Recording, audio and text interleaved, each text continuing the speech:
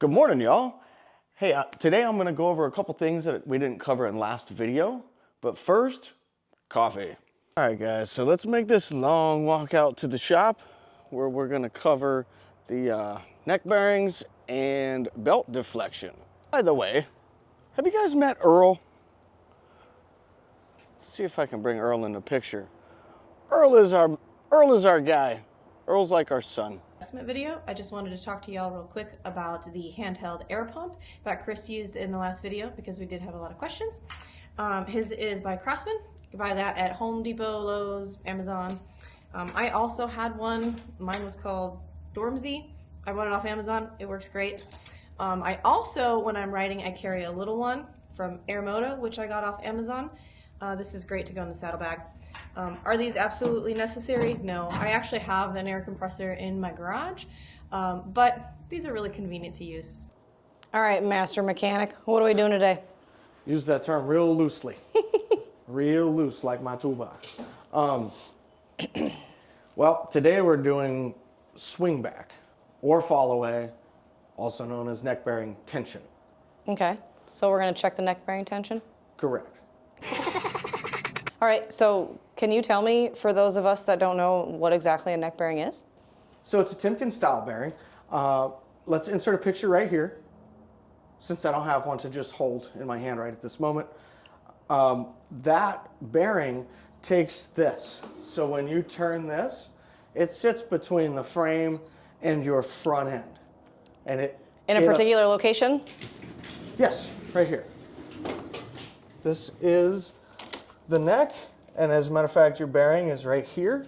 There's one here, and there's also one right up top there. And those, what they call the triple tree, even though there's only two, there's an upper and a lower, but it's a triple tree. Those two get sandwiched together, and the fork tubes go through them.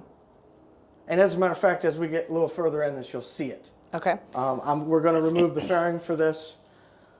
The book doesn't exactly address the fairing. I will post up what the book says in the steps, but know that it's much easier to do with the fairing off, especially considering you're supposed to remove the clutch cable. Okay. All right, so we're gonna check this tension bearing or tension on the neck bearings, right? Correct. Is this something that's done like with your average service center? No. No. Okay. This is not done. But this is something you recommend? Always, yeah. Okay. It's done at a regular service interval, but it's not done at every service. Okay. So if we had something wrong with our neck bearings, what are the symptoms that you would see? What are the riders going to notice that's wrong? One of the easy things to catch, well, so the first stage is going to be your handlebar shimmy on this platform. So this is known as the Rushmore frame design. It came out in like 14. Pretty much every one of these has a very similar effect at about 35, give or take, on deceleration. And it's, again, this is 35, give or take. It could be 40-ish, could be 30-ish, but you're gonna pick up a wobble, a shimmy. And that's if this is loose? If it's loose, okay. Correct. What about if it was tight? Can it be over-tightened or get too tight? Absolutely. It Okay. can be over-tightened. What are you gonna notice? Like hard time turning or something? So, no, well, when you turn, it's going to want to keep turning. So as you lean, if you go to the right and you push a little bit as you would do and you start turning, if you were to let go, you know how the bike normally wants to right itself? It's not going to want to right itself. It's going to want to hang in that. And that's when they're too tight. Okay. Or you maybe have a flat spot in your bearing. That can happen as well. Okay. That happens from loose front ends. Another thing that will happen on loose front ends, now, legally speaking, a tire can affect that as well. And an improperly inflated tire can affect all of this as well. So we can't just sit here and say, well, that shimmy's because of your loose neck bearings. It could be because of a tire. I've experienced that myself. I had like 12 in the tire and I didn't know. Back when I was a noob. You got some adverse handling effects. Oh yeah, absolutely. And I got home and I was like, oh no. And then I checked and I was like, and oh that's yeah. normal. And it just should be it should be out of normal enough that you, the rider, should go, something is up. I don't know what it is. Even if you're uneducated enough to know, you should know something is up. All right. Anyhow, to finish what I was saying, the The neck bearings, when they're loose, will also clunk. When you go over a bump, your front end might go chunk. And you might even feel your handlebars shift. Just depends on how loose they get. Some trikes come in sometimes and their front ends are like completely loose, just blown apart. Why would a trike be different? I mean, aren't they the same front ends? So the trike front end is different in the regards that it is at a different rake and it has different length fork tubes. What are we going to do to start this? Well, first thing we're going to do, there's a lot that we're going to do just to get set up for this. Now, we're going to do this by the book, and then we're going to loosen it back up, and we're going to do it the way that it's done, and we're going to check it that way. And then I'm going to show you another way that it used to be done, which was known as fall away. And maybe I'll do that in between. Let me retract what I said. I will do the swing back, we'll check the fall away, and then we'll loosen it back up and we'll set it the way we do it, and we'll see how close we are. Fair enough? Sounds good. You're back on already. How are you getting it level? Well, I was going to show you. There's a couple ways. So, number one, we're going to raise the bike. I'm going to put a 2x4 under the rear wheel. I'm going to lift the bike and I'm going to put one right under the rear tire and I'm going to set it down on it. And then I'm going to take another 2x4 and I'm going to move it under the front tire until it just barely moves that wheel. And in theory, I'm close to level, and then I'll double check with the level itself. But that's a good way to get yourself right in the ballpark if you don't have a level. I just lifted the bike like that because it's kind of almost at a balance point on the lift, so I use it as a fulcrum, or a center point, I mean. And I just set that 2x4 into there, and now, like I said, I'm going to come up here. I'm going to get it till that's, we're going to go up a little more. Again, this is a good way to get yourself really close if you don't happen to have a level at home. That is really close. And then a little high. Now what we're going to do is double check this with a real level just to see how close this actually got us. Keep in mind, we could be on a hill. There's a lot of factors here. We'll all be damned. In that level, what do you know? See that little bubble? Mm-hmm. So again, that's a good way for you guys at home that don't have a level readily available to know that you're level. And I want you to double check something, or I want you to keep in mind that I wasn't putting this till it slides under completely, because keep in mind the weight of the bike is sitting on the back. All right, we're taking the fairing off now. Definitely cover your front fender. Well, I mean, none of us are perfect. What are you using? I'm using a T27 driver.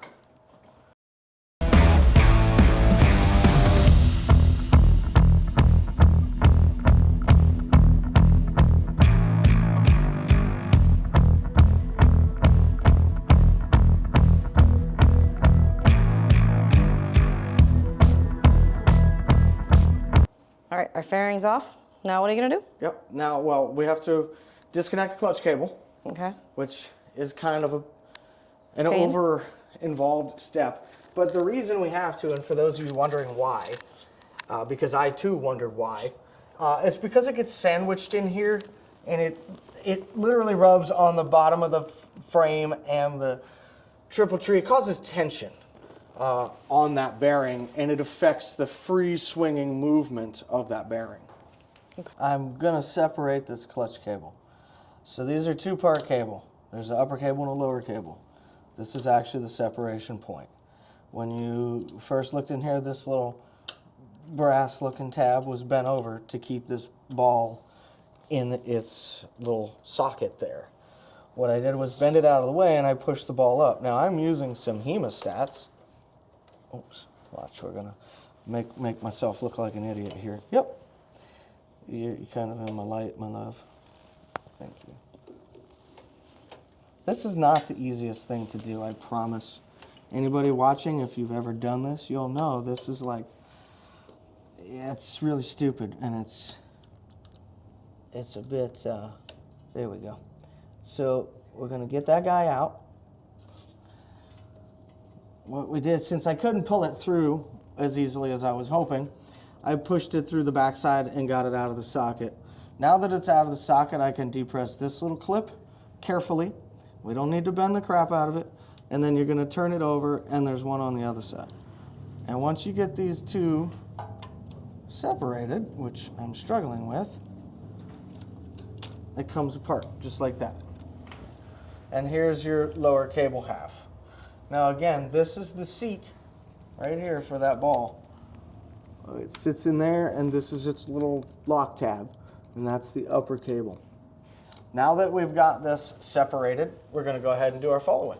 So one step is to get this off. Now you do not have to take this off, but I'm going to take it off so that you guys can see what's underneath of it. You can access these there's some quarter bolts that we're going to reach underneath of here. You can access them without taking this off, but for sake of camera and for you guys at home to see exactly what I'm doing, I'm just going to remove this.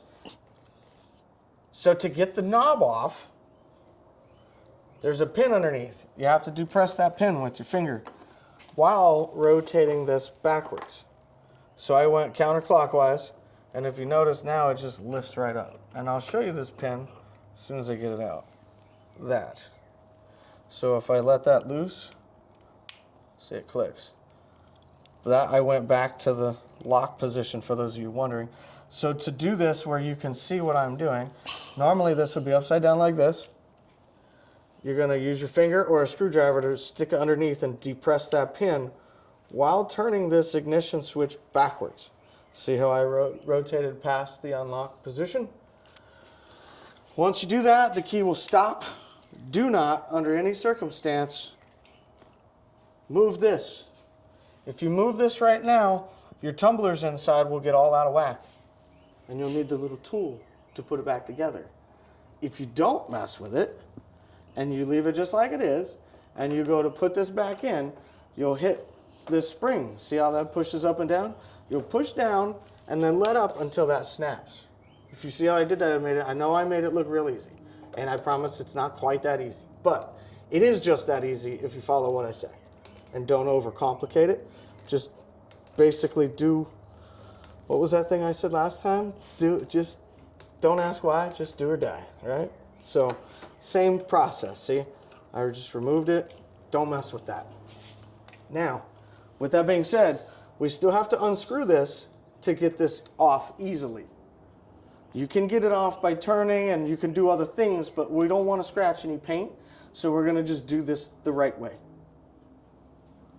So, since you didn't pause, we're going to grab our 7/8 wrench, which looks like overkill, and it really, really is, because all you need to do is loosen that. And I don't know if you guys noticed, but that's really not tight, and it's plastic.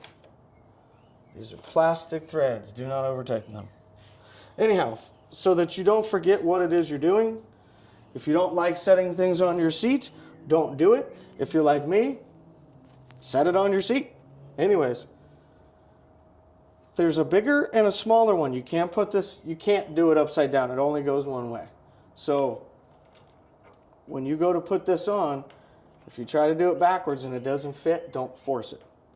It should just fall on when it's time to go on.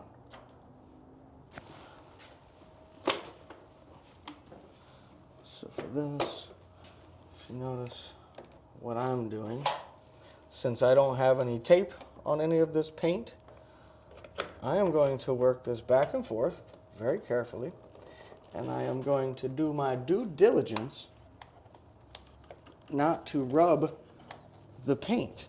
Now guys, when you do this, if you have a custom painted bike, obviously you're going to want to be careful and probably tape it off. Unless you have enough mess around time that you can do that without actually scratching and dragging this across these screws. So don't always do what you see me do, because you might end up scratching something, but I am full warning you now. Tape that off, I recommend. What in the heck are you doing? What does it look like I'm doing? It looks like you're making art. Kind of. Yeah.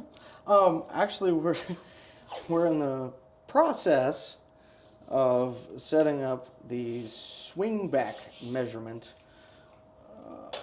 So basically, you can do this a couple ways. The book recommends you have a plumb bob, and you hang it from the wheel or the fender or whatever works for you conveniently, and then you measure your point on the floor. Since I don't have a plumb bob, and I was never taught to use it, to do this with a plumb bob, I was always taught. What? Are you laughing about plumb bob? Mm-hmm. Plumbus? Yes. Should we insert a plumbus? But what is a plumbus? What isn't a plumbus, okay? For those of Anyway. you that know Rick and Morty. So, yeah, we can definitely put that reference in there. Anyhow, so when I was taught to do fall away, we were taught to use a stick this way. You make a pointer, usually the end of your lift, because that's convenient, and you just do it. So I'm going to show you the way that I've done it. We're going to do the swing back. Per the book, we're just going to use a pointer instead of a plumb bob. If we go back and glance at our reference material that we had posted on screen, it will tell you to accumulate some measurements. And I believe the first step, if I remember right, was to start at center basically and tap the wheel one way to the right and one way to the left until it starts to fall back to center on its own. If you want to come over here, my love, let me show them. So this is what we're looking for basically. See how it starts to fall on its own? Mm-hmm. Here, it just barely moves. If I go to center here, it stays, now it moves. So I'll mark it right there, right? Okay. And then we're gonna go this way, and we're gonna go to the point that it starts right there. So we'll mark that there, and we'll mark that wherever it was, and we'll measure that. So we got our first marks as we just showed you. Mark those down. Now what we're supposed to do, I believe, is measure 1 inch outboard or outward from each mark. So we're going to just add 1 inch to each side. Because we're supposed to use multiple colors, let's just grab a red since we got red here. Let's get our ruler. Let's do all this stuff by the book here. So if we go 1 inch out, 1 inch out, let's say 1 inch out. Yeah, doesn't this look complicated, guys? Like, aren't all you guys like, wow, this is fun? Because that's where I'm at. This is fun. So what's the next step, you ask? Great question. The next step is to, if I remember right, I might be paraphrasing, but I believe we're going to go to the outward marks, and then we're going to release. And then we're going to measure where it stops, right? So it swings back. We'll start on the left. Let's just start over here. So we go to our outward mark, we're going to let it go, and then boom. That is our new, oop, I got to use a different color, guys. Sorry, I'm messing this up. The whole show is going on, falling off the tracks here. All right, so this is our new mark. Oh, look, verify that I got that right for me, please. I mean, that went a little bit further. That went maybe just a smidge further. We should probably remark that, huh? Agreed? Mm-hmm. Okay, so, or is that's pretty straight on? No, that's pretty straight, actually, I think. Yeah, that's all right. So we'll agree that's, I think we can all agree, right? Everybody watching, that's 3 times in a row? So if we start here, center line, 1 is like, it's really close. It's like right next to. 2, that's about the same. 3, okay, let's go with that. So I'm gonna say it's pretty much same spot. Now what does the book say? You tell me. You gotta cut.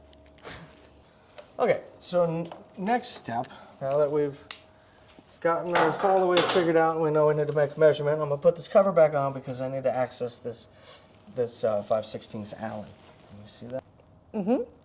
So yes, that's what we're gonna access. correct, that's our pinch bolt. Okay, pinch bolt. Correct. These 2 connectors are up in your way and they make it difficult, so I recommend you just pull them forward and they'll both pop out of their slide.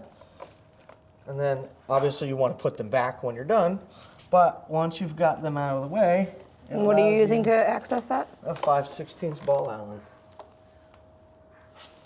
And then all we're going to do is loosen this up, and then we're going to loosen up our quarter Allens on the other side, and we're going to make our adjustment. Now that we've loosened that 5/16, we're going to come on the front side and loosen the quarter Allens that go to the upper triple tree. We're not going to loosen the bottom ones. Don't do that. Just the top ones. How do we make the adjustment? One asks. Allow me to enlighten you. We're going to use this. What is this? This is a 6-inch Allen, or a 6-inch quarter drive extension. And so what I recommend here, if you have a lowered suspension, much like Melissa does, you may or may not be able to get in here with that. You need a 6-inch, and I'll explain why. If you have lowered suspension in your front end, someone, if not you, may have to take the front fender off in order to access this. I will show you what's about to happen and why we're going to put some tape over this. Have you seen this go down before? No. Well, aren't you in for a treat? Madame, you might as well get yourself some popcorn. Oh boy. And a Coke. You know what? And a smile to go with that Coke. You're never fully dressed without a smile. This is a 6-inch extension. This happens to be a snap-on. Doesn't matter the brand. But it's a 6-inch quarter drive extension. You need a 6-inch because you need to be able to get in this hole here, and you need to be able to access the top. If you notice, there's only maybe 2.5 inches sticking out. So if you use a 5-inch, which I don't know that anybody makes, you'll still be able to do it, but if you get to a 4-inch, you're probably not going to make the swing anymore. So, and just so you know, when you tighten this as you would a normal nut, it's going to actually loosen the front end, and as you loosen it, it's actually going to tighten or add tension to the bearings. So what we're going to do now is we're going to loosen it, and I want you to kind of see this. So from here, you saw how loose that was. So from here to there, that's all I'm going to move it. Let's take a look at it now. Much tighter. And then we're going to do just a little bit more again. This does not take a lot, guys, for anybody that's wondering. I don't know if you caught that, but I barely moved again. Now let's see. Much tighter. A little bit more and we'll get there. And I know you guys are probably like, what is he looking at? But I have some measurements that we already did that you guys probably followed. Plus I have my own feel.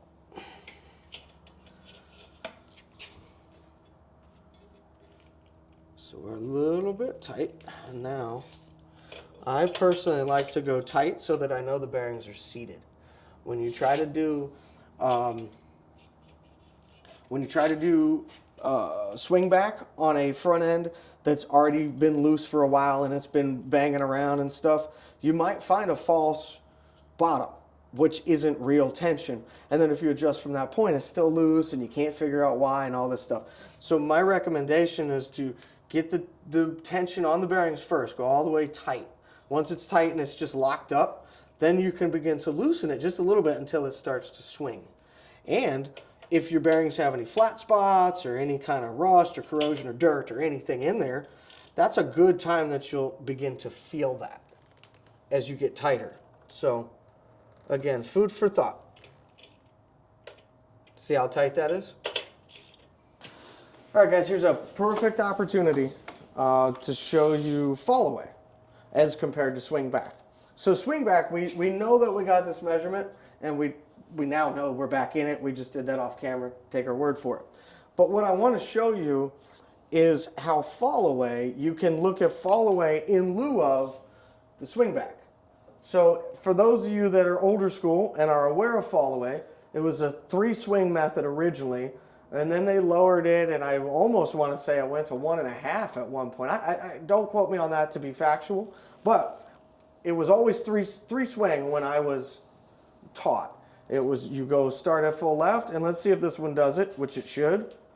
1, 2, 3. So it went, and then centered. That's 3. So even though we're doing swing back, 2, 3, it's still 3 swing if your bike's level. We don't measure it that way anymore, but now we have an actual measurement. But it's still a 3 swing. And I want to say this for everybody that does this, and for all you guys that do this as a career, or you guys riding the bikes or whatever, if you leave it at 3 swing, it's too loose. Mark my words, it's too loose. It'll wobble. It'll wobble on decel. It does it every time. 3 swing is typically too loose, especially for guys that have big inch engines, or you have a lot of load in the rear end. What happens is your center of gravity shifts, and by that weight being down on the rear end, it actually causes the front end to almost float. It gets in a weird zone where the tension isn't the same, and then you end up with some adverse handling effects. So just be aware, you may want to tighten that. And if you do your swing back, you may want to check your fall away or 3 swing method just to see where you're at. Ideally, I personally like to see a 1 swing center. That's me. I know that's a little tight for some people, but I have, in all my years of doing this, I've never had a customer complain about 1 swing center. I said no customer has ever complained, not once. But when you leave it at 3 swing, some of them will come back and say it's too loose. And it's like, so you learn over time. Like, I'm not even going to go there. But anyways, that's how it's done, guys. They make it overly complicated to get this measurement. I understand that that's the process. I'm going to tell you that the real world, when you're on the go and your front end's feeling loose, and if you can just at least get your bike level or close to level, use some 2x4s. All you're looking for, if you don't want to have to pull everything apart and do all of this measurement stuff, 1.5. 1.5, and you'll be happy. It shouldn't be too tight. You should be able to absorb a weave and a wobble and all that stuff. Your handling should be great, and the bike should feel nice and tight. So now we just got to put everything back together, right? Yeah.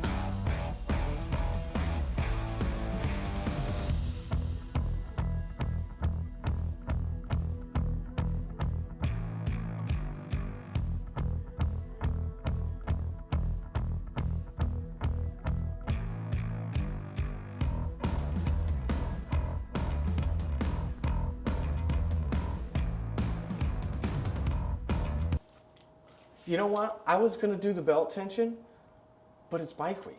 I think that's enough for today. Let's go bike week before it's over. Let's go to Daytona. Let's go.